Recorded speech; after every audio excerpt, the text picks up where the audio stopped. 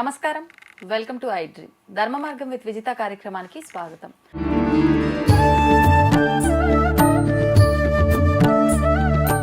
ప్రస్తుతం మనతో పాటు ఉన్నారు ప్రముఖ జ్యోతిష్య వాస్తు పండితులు బ్రహ్మశ్రీ అన్నవరపు తిరుపతి మూర్తి అవధాని గారు. ఇప్పుడు గురుగారితో మాట్లాడదాం.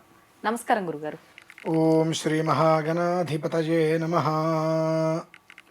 గురుగారు, భగవంతుడికి హారతిస్తూ ఉంటాం అంటే మనం ఏం చేసినా కూడా దాని వెనకాల ఏదో ఒక ఆంతర్యం ఉంటుంది. అలా ఉంటేనే మనం ఇవన్నీ కూడా ఆచరిస్తూ ఉంటాం. ఏంటి అసలు హారతి ఇవ్వటానికి వెనకాల ఆంతర్యం ఏంటి? ఇచ్చిన తర్వాత మళ్ళీ మనం కళ్ళకద్దుకుంటూ ఉంటాం. తప్పకుండా ఏంటి దాని గురించి? భగవద్ ఆరాధన చేసేటప్పుడు ప్రతి మనిషి కూడా కొన్ని ప్రత్యేకమైన విధానాలను గమనిస్తే భగవంతుడిలో ఉండేటువంటి మార్పు మనం చూడగలుగుతామమ్మా. భగవంతుడిలో మార్పు అంటే మన ఇంట్లో చిత్రపటమైనా సరే, ఇంట్లో ఒక ఫోటో ఉంటుంది, ఆ ఫోటోకి మనం అర్చన చేస్తాం. అర్చన చేయడానికి ముందు అమ్మవారు కానీ అయ్యవారు కానీ ఆ చిత్రపటాన్ని జాగ్రత్తగా చూడండి. అలానే హారతి ఇచ్చేటప్పుడు చూసినప్పుడు ఒక రకమైనటువంటి వైబ్రేషన్ ఆ ముఖంలో ముఖ కవలికలు కనిపిస్తూ ఉంటాయి. దానికోసమే మనం హారతిస్తాం. ఎందువల్లనంటే భగవంతుడి యొక్క వెలుతురు కొన్ని కోట్ల సూర్యకాంతి. ఖచ్చితంగా భగవంతుడి రూపాన్ని మనం అలా చూసామా, అదే చివరి క్షణం అవుతుంది. మనకు చివరి క్షణంలో భగవద్ దర్శనం కలుగుతుంది. ఒకటి ప్రాణమైనా పోవచ్చు, కళ్ళైనా పోవచ్చు, అంత విద్యుత్ కాంతి. అది మనం చేయలేము. కానీ భగవంతుని మనం దర్శించుకోవాలి అనేటువంటి విషయంలో ఇంట్లో చేసేటువంటి ఆరాధన, దేవాలయంలో ఆరాధన. దేవాలయంలో చూడండి, ఇప్పుడు ఇటువైపు ఏమో కానీ తమిళనాడు వైపు అటువైపు వెళ్తే గర్భాలయాలు ఎక్కడా కూడా ట్యూబ్ లైట్లు కానీ ఏమి ఉండవు, కరెంటు బల్బులు ఉండవు, దీపాలు ఉంటాయి కేవలం. ఆ దీపకలికల మీద స్వామివారు మనం చూస్తాం. ఆ హారతి ఇచ్చినప్పుడు చూడండి, మొత్తం సువర్ణ తేజోమయ మూర్తి అవుతాడు ఆయన. సువర్ణ కాంతితో మొత్తం కూడా స్వామివారు అవుతూ ఉంటారు. కొంతమందికి కొన్ని రకాలుగా పసుపచ్చగా కూడా కనిపిస్తూ ఉంటుంది. మనం ఏదైతే భగవంతుడి దగ్గర ఏ కోరిక అయితే కోరుకున్నామో ఆ కోరిక మనకు తీరుతుంది అన్నప్పుడు ఆ మనం హారతి ఇచ్చినప్పుడు మొత్తం సువర్ణ కాంతితో అది నిండి ఉంటుంది.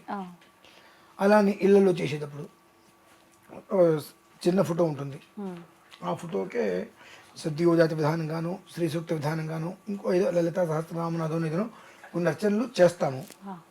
ఇంట్లో నిత్య ఆరాధన చేసుకునేటప్పుడు ప్రతిరోజు ఇంట్లో చూడమనండి.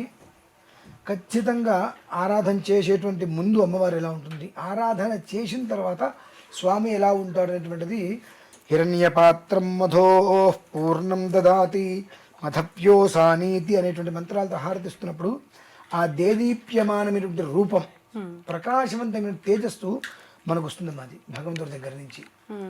హారతి ఎందుకు ఇవ్వాలంటే ప్రత్యక్షంగా మనం భగవంతుని చూడలేం కాబట్టి ఆ ఒక్క తేజోమూర్తిని అగ్ని రూపంలో ఆరాధన మొత్తం చేసిన తర్వాత, మీరున్నారు కదా, రేపు మీ ఇంట్లో ఒక ప్రయత్నం చేయండి. ఇంట్లో మామూలుగా ఫోటో ఉంటుంది, దీపారాధన చేసి మనస్సులో ఏమీ కోరుకోవద్దు. భగవంతుడు ఒక్క 2 నిమిషాలు నమస్కారం పెట్టి, నాకు ప్రత్యేక మంత్రాలతో పూజ చేయటం తెలియదు, పూజ చేయటం రాదు, కానీ నిన్ను అర్చించుకోవాలి అనేటువంటిది మనస్సు అయితే నాకుంది. నా మనస్సుతో నిన్ను అర్చిస్తున్నా తండ్రి. ఏ రకంగా నువ్వు తీసుకుంటావో తీసుకో, నేను మాత్రం మనస్ఫూర్తిగా నాకున్నటువంటి నాకు తెలిసిన దాంట్లో నమశివాయ, శ్రీమాత్రే నమః అనే నామాలతో నేను అర్చిస్తున్నాను. నమస్కారం చేసుకొని దూపం దీపం ఇచ్చేసేసి ఆ హారతి ఇవ్వండి. జాగ్రత్తగా మీరు దృష్టి పెట్టి చూడండి. మీరు పూజ చేయడానికి ముందున్నటువంటి చిత్ర ఫోటో, అమ్మవారి ముఖ, స్వామివారి ముఖ కవలికలు, పూజ అయిన తర్వాత హారతి ఇస్తున్నప్పుడు ముఖ కవలికలు చాలా తేడా ఉంటాయి. ఆ హారతి ఇస్తున్నప్పుడు ఆ ఒక్క భగవంతుడి యొక్క తేజో రూపమైన భగవంతుడు అగ్నితత్వంలోకి వచ్చేస్తాడు. ఆయన ఆ ఇచ్చినప్పుడు మన వైపు తిప్పుతారు కదా, మనం ఇటు అనేస్తాం. అగ్నిహోత్రుడైనటువంటి ఆ భగవంతుడికి నమస్కారం చేసుకోవాలి మనం. సాక్షాత్తు మనకు అగ్ని అంటే ప్రతిదానికి మూలం అగ్ని. మనం భగవంతుడికి ఏదైనా హోమం చేయాలంటే అగ్ని ద్వారానే హోమం చేయాలి. ఏదన్నా ఏది సమర్పించాలన్నా భగవంతుడికి అగ్నిహోత్రం ద్వారానే సమర్పించాలి. అలానే మనకు శబరిమల జ్యోతి, అరుణాచలం జ్యోతి, ఎక్కడి నుంచో అది కనిపిస్తుంటుంది. జ్యోతి స్వరూపుడే భగవంతుడు. అంటే భగవంతుడు మనకు దర్శనం ఇచ్చేటువంటిది జ్యోతి స్వరూపంలో. కాబట్టి ఆ హారతి ఇచ్చినప్పుడు ఇటు అనేసుకోవటం, అయ్యప్ప మాలలు ఉంటాయి, ఇటు తిప్పేసుకోవడం చేసుకుంటాం. ఇవన్నీ కాదమ్మా అసలు.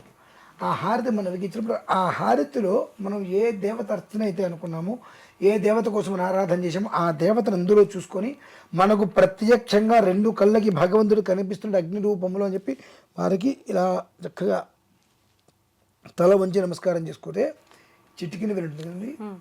ఈ చిటికిన వేలు అగ్నిహోత్రాన్ని సూచిస్తుంది. ఇలా అంటే ఫింగర్స్ ఇట్లా స్ట్రైట్ కొంచెం ఇది కిందకు వస్తుంది ఇట్లా ఇలా. ఓకే. ఈ చిటికిన వేలు అగ్నిహోత్రాన్ని సూచిస్తూ అక్కడి నుంచి శక్తిని తీసుకొని బటన్ వేలు ద్వారా భూమధ్యలోకి వెళ్తుందమ్మా. అంటే ఇలా పెట్టాలా? ఇలా నమస్కారం పెట్టుకోవాలి. ఓకే. చాలా మంది ఏమంటారంటే మీరు చెప్పారు మేము చేసాం మాకు వైబ్రేషన్ రాలేదండి అంటారు. ఆ రూపం అనేటువంటిది మనకు ఆ నమస్కారం పెట్టినప్పుడు ఆ చిటికిన వేల నుంచి అది తీసుకొని బటన్ వేల ద్వారా ఒక భూమధ్యానికి పంపిస్తుందండి. ఆ భూమధ్యము లలాట స్థానం ఈ రెండు అక్కడికి పంపించినప్పుడు మీరు ఒక్కసారి గమనించండి. ఏదైనా మంచి ప్రదేశానికి వెళ్ళినప్పుడు హారతి చుట్టి కళ్ళగద్దుకోకుండా ఆ అమ్మవారిని తలుచుకొని ఆ రూపం అగ్నిహోత్రంలో చక్కగా నమస్కారం చేసుకోండి. శరీరంలో రోమాలు ఎక్కపరుచుకుంటాయి.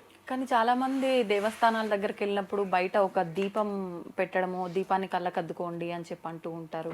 ఇవాళ ఉన్నటువంటి 100కి 99% దేవాలయాలన్నీ కూడా వ్యాపార మార్గాలు అయిపోయినాయి.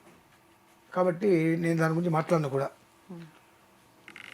భగవంతుడు భక్తి అనిపోయింది, భగవంతుడు డబ్బు అనేటువంటి వ్యాపార ధోరణిలోకి వచ్చేసేసి ఏది ఎప్పుడు ఎందుకు ఎలా చేయాలో అనేటువంటిది లేకుండా మేము అధికారులు మేము చెప్పినట్టు మీరు చెయ్యండి అనేటువంటి స్థితికి వస్తే వదిలేసుకుంటూ ఉద్యోగం పోతే కుటుంబం పోషణ ఇలా అని చెప్పి చేసే పరిస్థితి వచ్చినాయి. నాకు వచ్చిన పరిస్థితి అదేనమ్మా. ఆరాధన చేయించాలంటే చొక్కా వేసుకుంటే నేను చేయించను అనేటువంటి స్థితి నేను అన్నాననే మీరు ఇట్లా చేయడానికి కుదరదన్నారు. నువ్వు నీ ఉద్యోగం అక్కర్లే పో అని చెప్పి గవర్నమెంట్ ఉద్యోగం నేను రాజీనామా చేసేసా.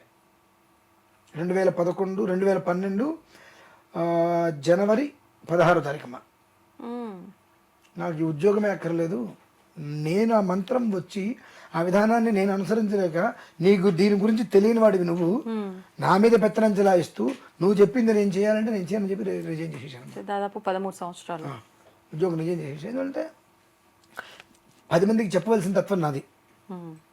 చెప్పి చేయించగలగాలి, చేయించలేనప్పుడు అక్కడ నేను ఉండకూడదు. సో అవి జరగలేదు అక్కడ. కాబట్టి అన్ని దేవాలయాలు జరుగుతాయి నేను చెప్పను, కొన్ని ఉన్నాయి. మీ ఇంట్లో అయినా సరే ఏదైనా ఒక ఆరాధన చేసినప్పుడు చక్కగా వేద మంత్రాలను ఉచ్చరించేటువంటి బ్రాహ్మణి కనుక మీ ఇంటికి వచ్చినప్పుడు ఆరాధన చేసినప్పుడు హారతి ఇవ్వగానే మీరు ఆ హారతిని ఇలా చక్కగా నమస్కారం పెట్టుకోండి, రోమాలను ఎక్కుపరుచుకుంటాయి. ఓకే. చక్కటి వైబ్రేషన్. ఒక్కసారి కూడా ఇలా అనొద్దా? దాన్ని అద్దుకోవడం కాదు మనం చేయవలసింది. మీరు చెప్పినట్టుగా నమస్కారం చేస్తాం ఓకే, కానీ వెళ్ళిపోతుంది, అది అలవాటు అయిపోయింది. అది అలవాటు అయిపోయింది అంతే. ఇప్పుడు ఎట్లా అయితే కనుక అక్షయ తృతీయకి గోల్డ్కి సంబంధం లేదన్న గొర్రె కషాయవాన్ని నమ్ముతుంది అన్నట్టుగా ఈ గొర్రె మందల్లాగా వీళ్ళందరూ వెళ్ళుకుంటున్నారు కదా, వద్దు అని చెప్పిన వినకుండా అలానేది కూడా.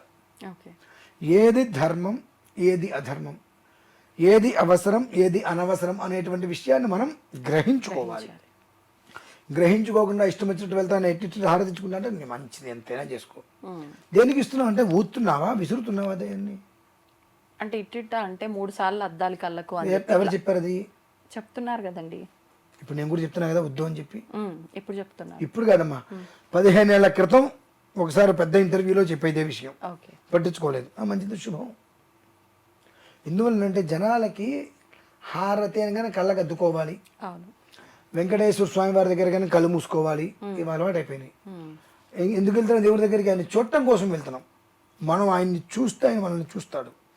ఆయన దగ్గరికి వెళ్ళి కళ్ళు మూసుకుంటే వీడు దోషేస్తాడు. ఆయన చూసిందే ఉంది. ఇంకా నీ కళ్ళు ఆయనకి కనిపిస్తే నీ లోపల ఉన్నటువంటి దోషం ఏంటో చెప్తాడమ్మా భగవంతుడు, దోషం తీసేస్తాడు. భగవంతుని కంటి నిండా ఎందుకు చూడాలి అంటారంటే మనం చూసినప్పుడు ఆ మనిషి కళ్ళను అనుసరించి ఆ మనిషి మన మీద ఇష్టంతో వచ్చాడా, భక్తితో వచ్చాడా, భయంతో వచ్చాడా అనే విషయం కళ్ళు చెప్తాయి. మనిషి నిజం చెప్పినా అబద్ధం చెప్పినా కళ్ళు మాత్రం స్పష్టంగా నిజమే చెప్తాయి. కాబట్టి భగవంతుని తదేకంగా అలా చూస్తే మనము ఆ కళ్ళు చూసి ఆయన స్కాన్ చేసేస్తాడు, వీడు ఎవడు దేనికి వచ్చాడేంటి అని. అక్కడికి వెళ్ళిన కళ్ళు మూసుకుంటే నువ్వు ఎందుకు వచ్చి ఆయనకేం తెలుస్తుంది? 100 సార్లు వెళ్ళినా అంతే. కాబట్టి ఇది తెలుగు కూడా మనకు అలవాటు పడిపోయాం. చక్కగా నీ ఇంట్లో అయినా ఎక్కడైనా నువ్వు ఆరాధన చేసినప్పుడు అందరూ చేసుకుంటారు, నీకెందుకు నువ్వు నమస్కారం చేసుకో. ఆ వైబ్రేషన్ అనేటువంటిది ఇక్కడి నుంచి మొదలుకుంటే మొత్తం శరీరం మొత్తం అందుతుందమ్మా. ఒక ఎనర్జీ పవర్, ఎనర్జీ పవర్ అనేటువంటి జనరేట్ అవుతుంది. అది కదా మనకు కావాల్సింది. అది కాదని పక్కన పెట్టి చేసిన కళ్ళగద్దుకుంటాను, అయ్యప్ప మాలను ఇలా తిప్పుతాను, ఇవన్నీ కూడా వాడికి పుట్టి వీడికి పుట్టి అర్ధరాత్రి అందరికీ పుట్టింది అన్నట్టుగా తెలియకుండా వచ్చేసాయి. ఎప్పటికైనా ఇటువంటివన్నీ వెళ్ళిపోయి మళ్ళీ పూర్వం నుంచి ఏదైతే జరుగుతుందో అదంతా వస్తే మళ్ళీ కుటుంబాలందరివి మళ్ళీ చల్లగా ఉండాలని చెప్పి నేను కోరుకుంటాను అమ్మా. ధన్యవాదాలండి.